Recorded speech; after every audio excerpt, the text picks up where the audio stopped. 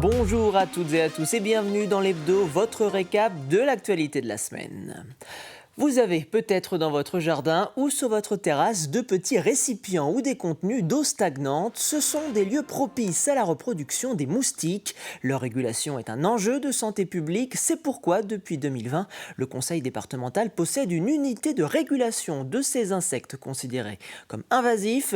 Ils ont par exemple pour mission d'analyser l'évolution du moustique tigre aux côtés des services de l'Agence régionale de santé. Reportage Louise Viaggi. De l'eau stagnante et de la végétation, l'environnement idéal pour le développement d'une larve qui deviendra plus tard un moustique.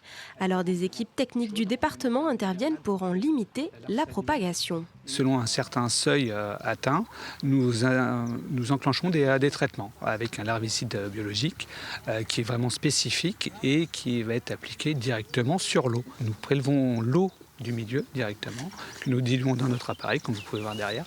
Et ce produit est appliqué et efficace selon la période de l'année en 24 heures ou 72 heures. Il y a environ 600 larves par litre d'eau, d'où l'importance d'agir au plus tôt, surtout dans les zones humides. Mais avant ces étapes, la population des espèces est surveillée et en particulier celle du moustique tigre. En Vendée, en fait, on a 12 communes qui sont colonisées. Il faut savoir qu'en fait, il est arrivé en 2014 à Fontenay-le-Comte et c'était la première fois qu'il mettait les pieds en Pays de Loire. Donc, ça fait un petit moment maintenant qu'il est en Pays de Loire. Petit à petit, il a colonisé en fait tous les départements.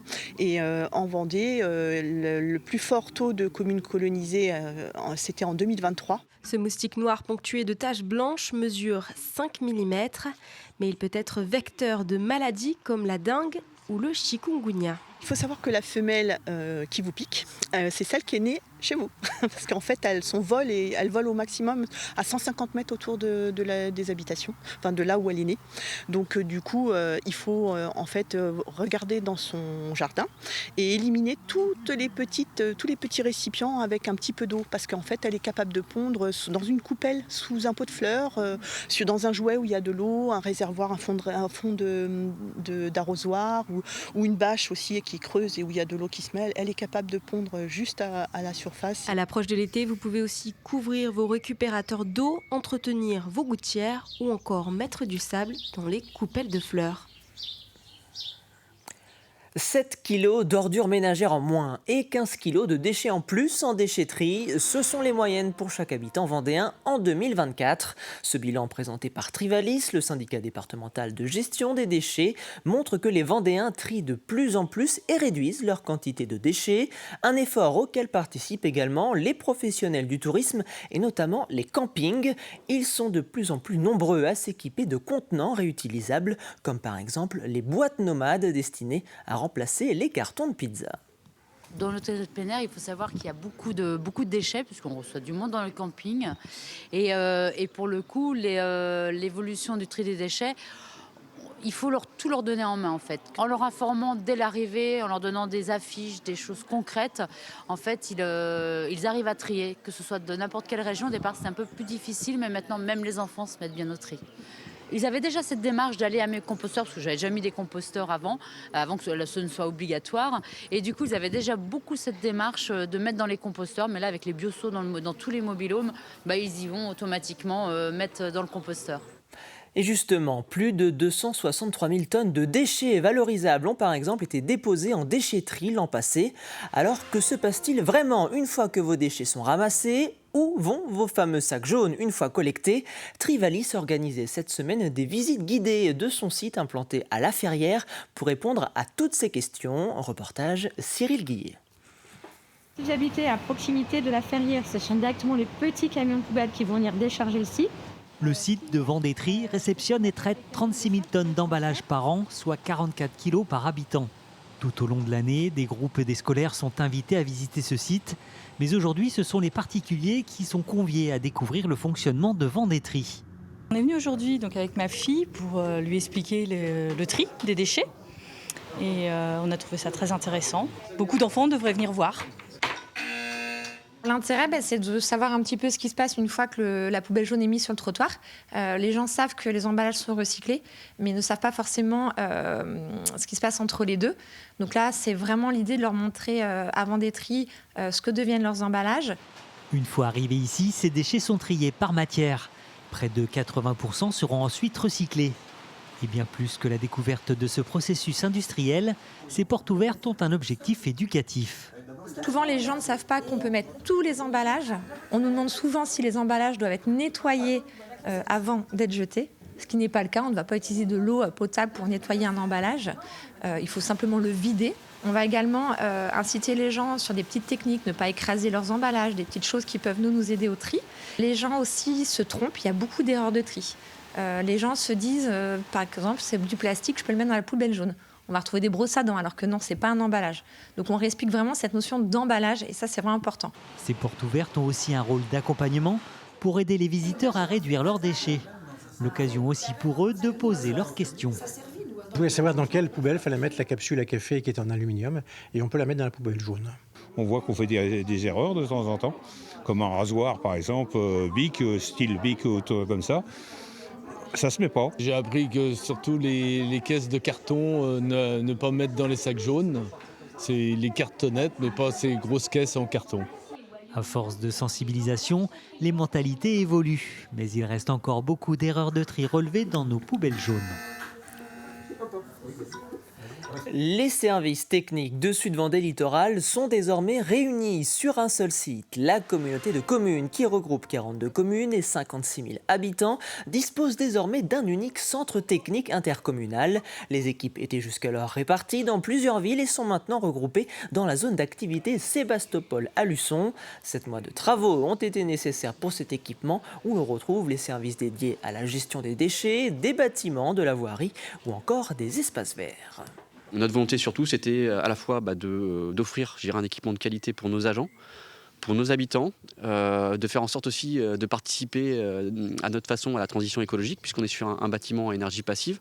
On a des ombrières photovoltaïques, des panneaux solaires en toiture, et on produit aujourd'hui l'équivalent de la consommation annuelle de 182 habitants. Donc on voulait à la fois aussi participer, à la mesure de nos possibilités, à la transition écologique. Et puis surtout, le but de notre organisation, c'est d'offrir des services des services de qualité, des missions de services de qualité. Et aujourd'hui, avec cet équipement, clairement, on améliore notre performance à destination des usagers.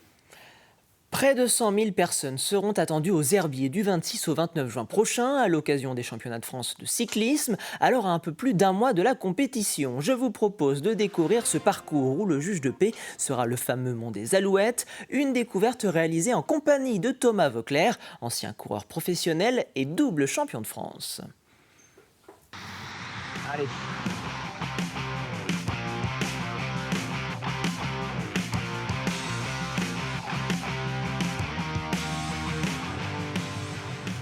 Ce sont des routes que tu connais, que tu as l'habitude toi d'arpenter en tant que Vendéen d'adoption. Alors pour être tout à fait sincère, ces petites routes là vraiment sur laquelle on est juste après le départ, autour des Herbiers, c'est quand même pas un réseau qu'on pratique le plus souvent.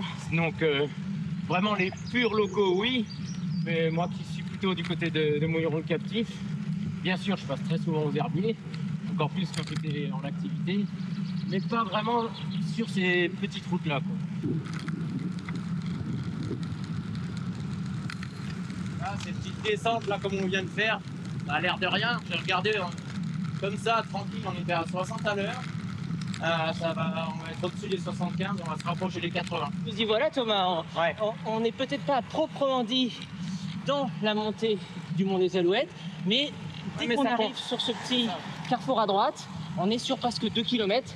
Jusqu'au sommet. Officiellement, le Mont des Alouettes n'a pas commencé et l'effort il a déjà commencé.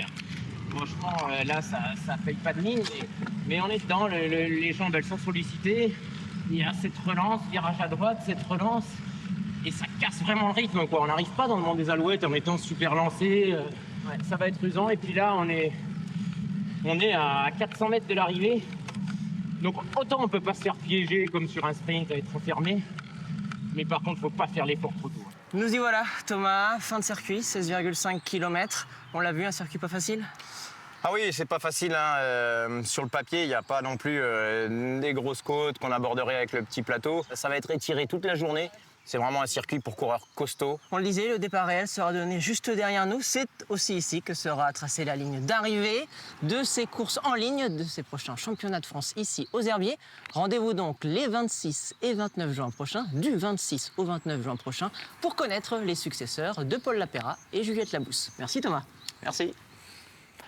Le Science Tour a fait étape pour la première fois à Angles. Il s'agit d'un projet porté par l'association Les Petits Débrouillards et qui sillonne l'ensemble de la région. Son objectif, vulgariser la science auprès du grand public et notamment des plus jeunes à l'aide d'une exposition de différents jeux et d'expériences scientifiques. Il s'installera d'ailleurs à La Roche-sur-Yon durant 3 semaines en juillet.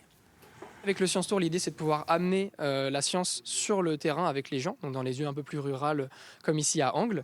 Et l'idée c'est d'avoir le camion laboratoire pour transporter notre matériel, l'exposition interactive 20 milieux aquatiques, donc qui parle des milieux aquatiques, des endroits où on trouve de l'eau, mais aussi des différents enjeux de l'eau, donc sa quantité, la gestion de la qualité. Ça peut être l'agriculture aussi et les différents types de pollution qu'on trouve autour des rivières. Et l'idée c'est aussi d'avoir un parcours d'expérience où là les enfants, le grand public peuvent venir manipuler en fonction des thématiques. Donc là, on fait une enquête de pollution, par exemple. On va venir chercher une pollution qui est invisible et faire des tests, comme on fait avec les techniciens des rivières, donc c'est-à-dire faire des tests, mélanger des réactifs et voir apparaître la pollution qu'on ne voyait pas avant. Un tour du monde virtuel à la voile en plein cœur de la forêt. C'est ce que propose pendant 1h30 le parc Le Grand Défi à Saint-Julien-des-Landes avec sa nouvelle attraction intitulée Les Grands Défis du Skipper.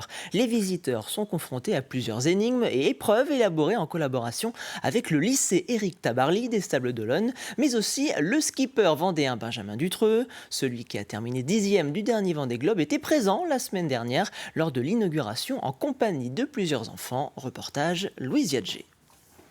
En fait, à bord du bateau, vous savez, on a plein de matériel. On a quoi comme matériel, par exemple ? Ils étaient pendus aux lèvres de Benjamin Dutreux. Ces enfants ont eu la chance de découvrir ce parcours de 10 défis ludiques qui les ont plongés dans la peau d'un skipper. J'ai appris avec le skipper Benjamin Dutreux. Il nous a précisé les choses sur les parcours et les tortues par exemple. J'ai bien aimé quand on devait monter la tour du phare et appuyer sur le poète-poète, c'était drôle.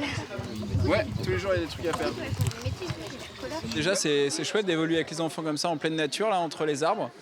Puis découvrir justement des bateaux finalement entre les arbres, c'est assez marrant. Et je trouve ça chouette de faire découvrir le milieu de la mer, de la course au large, ici un peu dans les terres. Les grands défis du skipper est la nouveauté du parc cette année.